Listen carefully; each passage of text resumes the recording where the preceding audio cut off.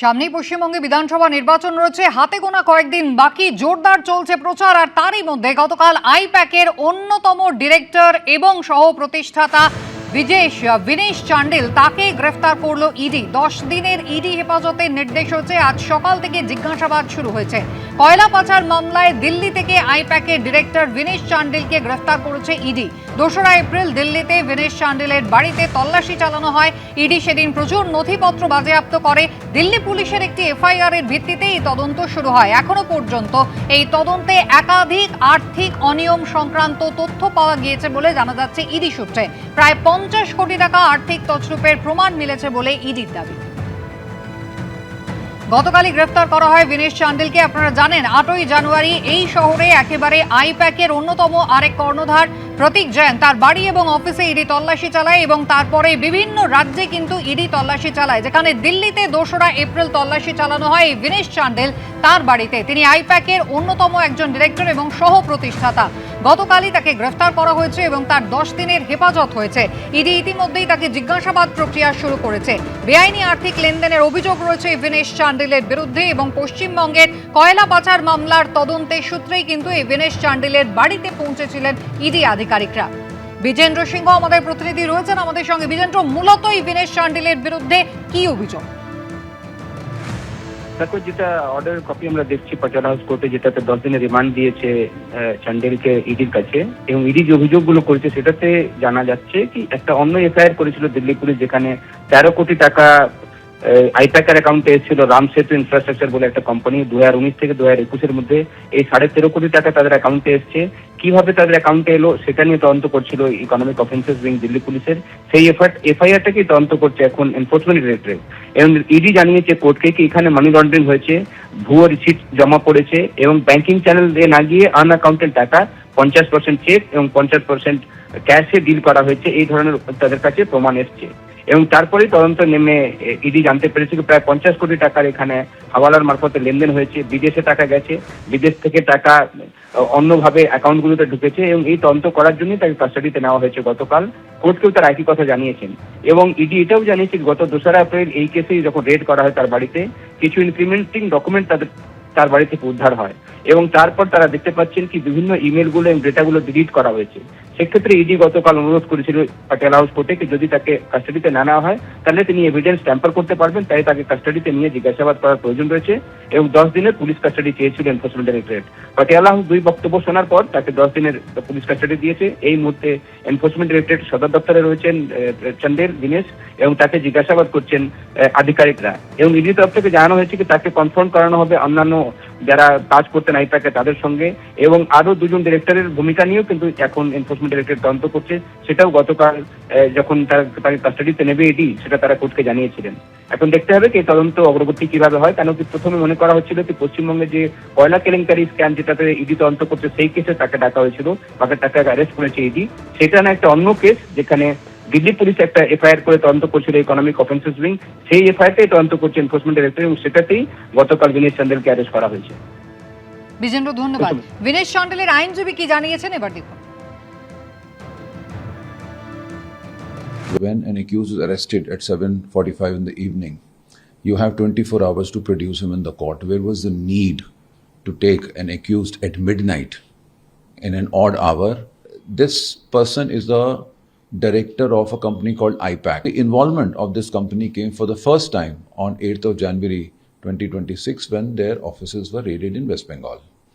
And the case which was being investigated by Enforcement Directorate at that point of time is a case with regard to coal scam, which is of 2020, about 6 years back. So those cases have already been investigated, charge sheets have been filed, prosecution complaints have been filed by the Enforcement Directorate. Still, the Enforcement Directorate used that case to conduct the search. although IPAC had nothing to do with those cases, with those allegations. আইনজীবীর বক্তব্য আপনারা শুনলেন। গতকালই বিনেশ চান্ডেল তাকে গ্রেফতার করে ED. তার 10 দিনের ইডি হেফাজত হয়েছে। ইতিমধ্যেই জিজ্ঞাসাবাদ শুরু হয়েছে। কয়লা পাচার মামলায় দিল্লি পুলিশের করা একটি এফআইআর এর ভিত্তিতে শুরু হয় তদন্ত। ইডি আধিকারিকরা 2রা এপ্রিল পৌঁছে যান দিল্লিতে বিনেশ চান্ডেলের বাড়িতে এবং সেখানে তল্লাশি চালানোর পরে প্রচুর কয়লা পাচার সংক্রান্ত নথিপত্র পাওয়া যায়, কিছু ডিজিটাল ফুটেজ যা তিনি ডিলিট করার চেষ্টা করেছিলেন। ইডি সূত্রে এমনটাই কিন্তু অভিযোগ করা হয়েছে।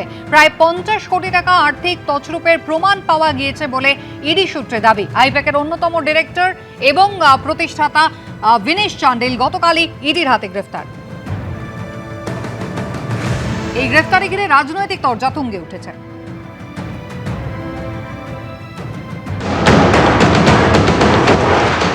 ইডি নামক শব্দটি আসলে এক্সট্রিমলি ডেসপারেট, অর্থাৎ অসম্ভব ডেসপারেট, মানে যা ইচ্ছা তাই করব এরকম একটা ভাব আর কি। ইডি শব্দর পুরো টার্মটাই চেঞ্জ করে দিয়েছে, যেটা গণতন্ত্রের পক্ষে সুখকর নয়।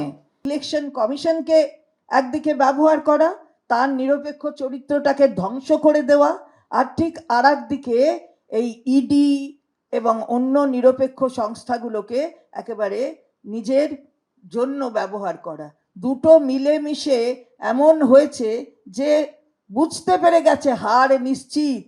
তো হার নিশ্চিত হলে লড়াইয়ের ময়দানে লড়াইয়ের ক্ষমতা নেই। হার নিশ্চিত বুঝতে পেরে এজেন্সিকে ব্যবহার করা হচ্ছে, এমনটাই অভিযোগ করলেন চন্দ্রিমা ভট্টাচার্য। আইপ্যাকের অন্যতম ডিরেক্টর বিনেশ চান্ডেল গতকালই ইডি তাকে গ্রেফতার করেছে। আজ তার জিজ্ঞাসাবাদ চলছে। এই প্রসঙ্গে কি বলেছেন শুভেন্দু অধিকারী এই গ্রেফতারি নিয়ে, দেখুন।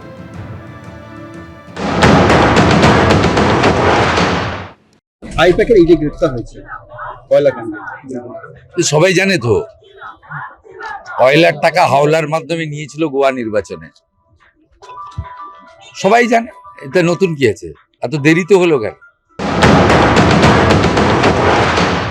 ये आईपैक सारे बंगाल में ममता बनर्जी की दिया हुआ लूट की पैसा से चुनाव कराते हैं और चुनाव के समय हर किस्म की मतलब चाहे हर नीच तक जाना जरूरी है, सिर्फ चुनाव जीतने के लिए ये जा भी सकते हैं।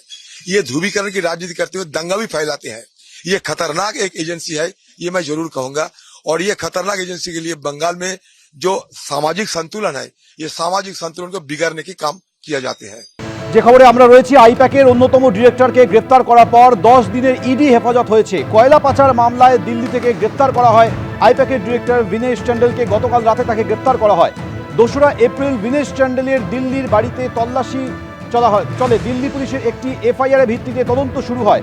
এখনো পর্যন্ত তদন্তে একাধিক আর্থিক অনিয়ম সংক্রান্ত তথ্য মিলেছে। প্রায় 50 কোটি টাকা আর্থিক তছরূপের প্রমাণ মিলেছে বলে ইডি দাবি করেছে। গতকাল রাতে তাকে গ্রেফতার করা হয়। কয়লা পাচার মামলায় তার যোগ রয়েছে বলে অভিযোগ। সেই অভিযোগের প্রেক্ষিতে তদন্ত শুরু করে গতকাল রাতে গ্রেফতার করা হয়। আইপ্যাকের এখন 3 জন ডিরেক্টর রয়েছেন, প্রতীক জৈন, ঋষিরাজ সিং, বিনেশ চান্ডেল।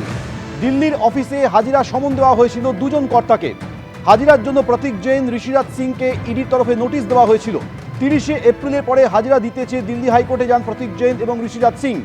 সুপ্রিম কোর্টে মামলা থাকায় সোমবার যেতে পারেননি অতিরিক্ত সলিসিটর জেনারেল। 17 এপ্রিল দিল্লি হাইকোর্টে সেই মামলার শুনানি রয়েছে। তার মধ্যেই আরেক ডিরেক্টর বিনেশ চান্ডেলকে গতকাল গ্রেফতার করল এনফোর্সমেন্ট ডিরেক্টরেট, যা নিয়ে ইতিমধ্যেই রাজনৈতিক তরজাও তুঙ্গে উঠেছে। পশ্চিমবঙ্গের কয়লা পাচার মামলায় জড়িত থাকার অভিযোগে তাকে গ্রেফতার করা হয়।